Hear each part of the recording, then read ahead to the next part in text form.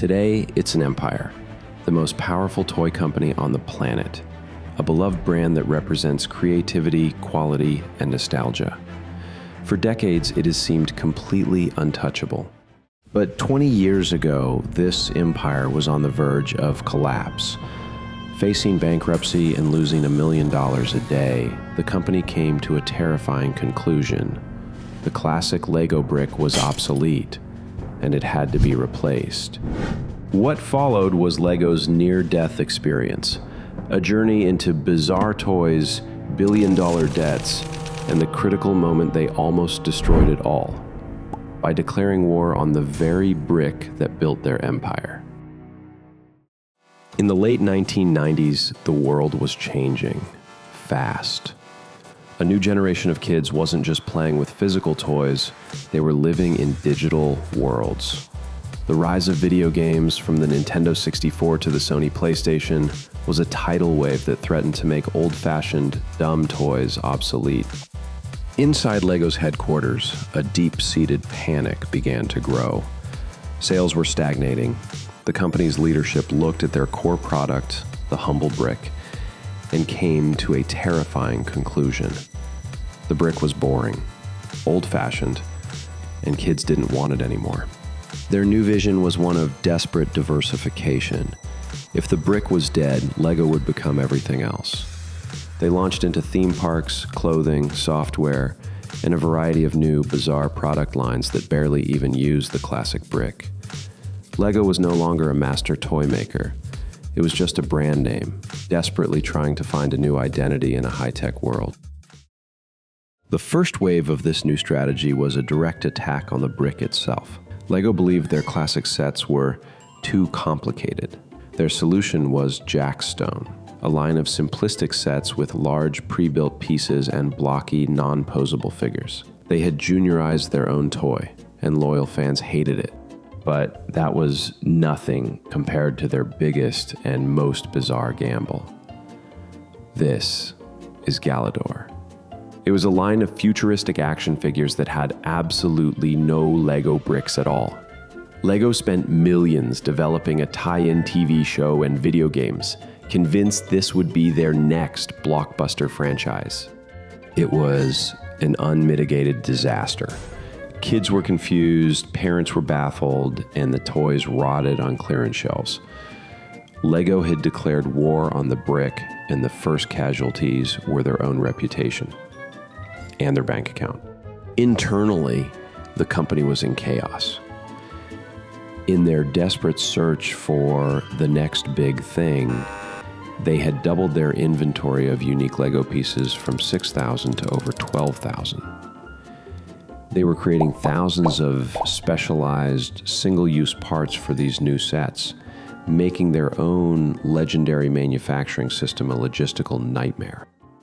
But in this era of creative chaos, Lego made one desperate gamble that did work. In 1999, for the first time in its history, the company swallowed its pride and licensed a massive Hollywood blockbuster.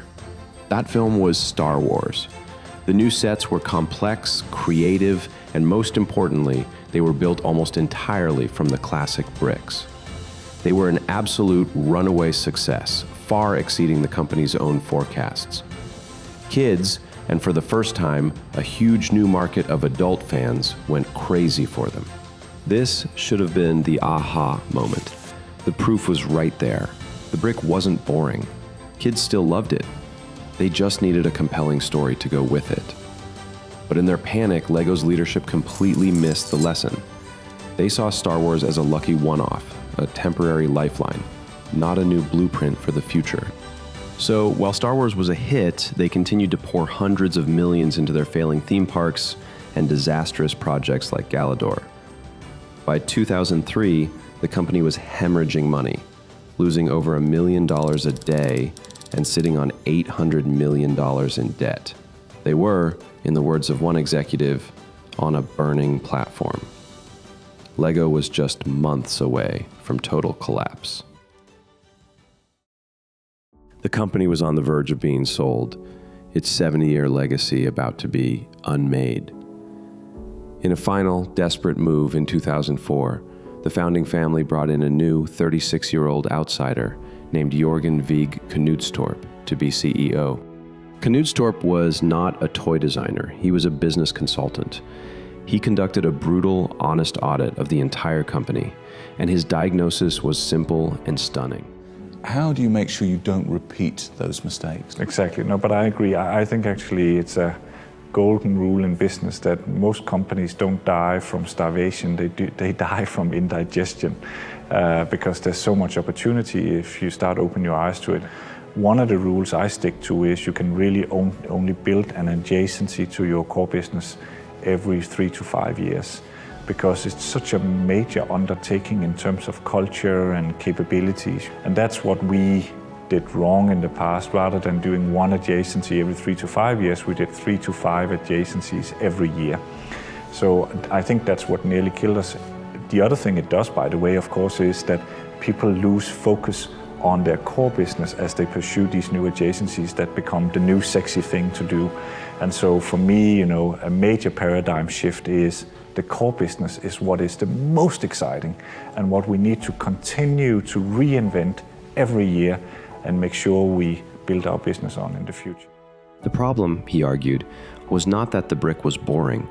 The problem was that Lego had lost its focus. It had betrayed its own core product. His new strategy was ruthless in its simplicity. Lego would stop doing everything else and go back to the brick.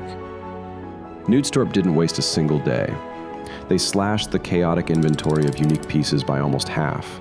They sold off their Legoland theme parks to outside operators. They cut the failing video game and clothing lines. They stopped the war on the brick and started listening to their fans. With the back to the brick philosophy as their new guide, the results were almost immediate. Lego stopped treating their fans like they were dumb and started treating them like geniuses. Massive, complex sets aimed at adults, once unthinkable, became a new focus. The company that had tried to kill the brick was now using thousands of them to create their most ambitious models ever. They also finally understood the real lesson from their Star Wars partnership. It wasn't a lucky one-off. It was a new model. Fans loved building the stories they already cared about. This realization opened the floodgates for new blockbuster partnerships, from Harry Potter to Batman. And they applied this story-first model to their own new creations. In 2001, they launched Bionicle, a new line of buildable figures with a deep, complex, multi-year story. It was a massive, unexpected hit, proving that the Lego system was the perfect platform for epic storytelling. The bleeding stopped. The billion-dollar debt began to reverse. By 2006, just a few years after being on a burning platform, Lego was not only stable, it was posting record profits. The company hadn't just been saved, it had been reborn.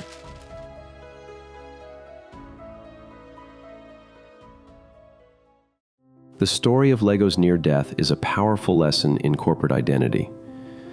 The brick was never the enemy. The company's own panic was.